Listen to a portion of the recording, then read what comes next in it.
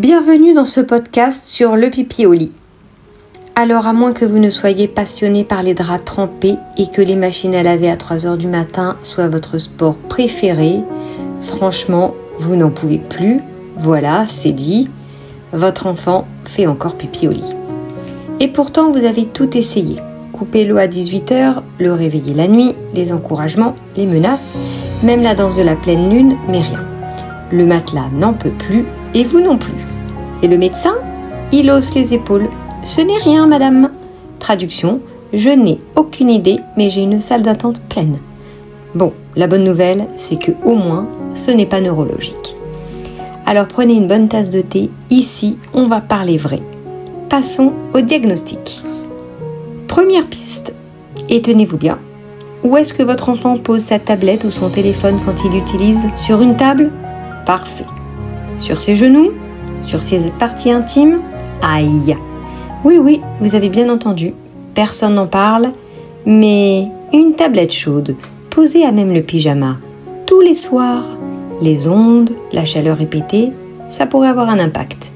Un petit dérèglement du système pipi. Est-ce que c'est prouvé scientifiquement? Non, pas encore. Mais franchement, faut-il vraiment attendre un prix Nobel pour protéger la vessie de son enfant? Chez nous, en tout cas, quand on a éloigné les écrans des genoux, les draps sont restés secs. Deuxième piste, ouvrons un peu notre regard.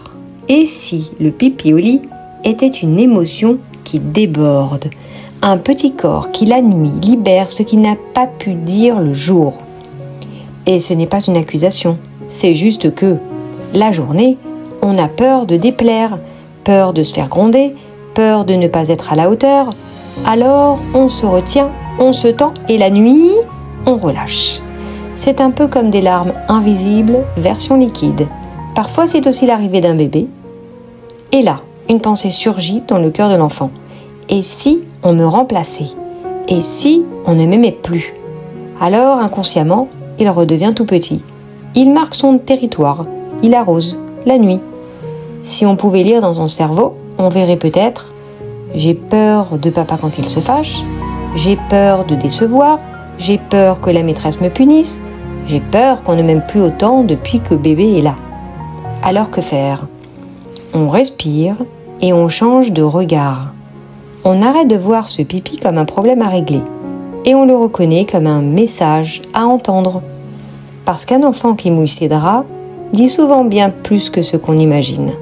Il nous dit peut-être « J'ai peur, rassure-moi, aime-moi fort, même quand je déborde un peu. » Et la vraie question à se poser, ce n'est pas « Oh non, comment je vais encore laver tout ça ?»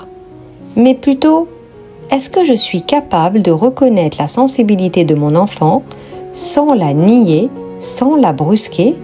Est-ce que je peux transformer ma fermeté en sécurité et ma parole en douceur qui rassure? Parce qu'un enfant rassuré dort mieux. Et un enfant écouté ne tremble plus dans la nuit. Une émotion bien traduite, c'est une lessive évitée et un petit cœur soulagé. Bon courage et à bientôt.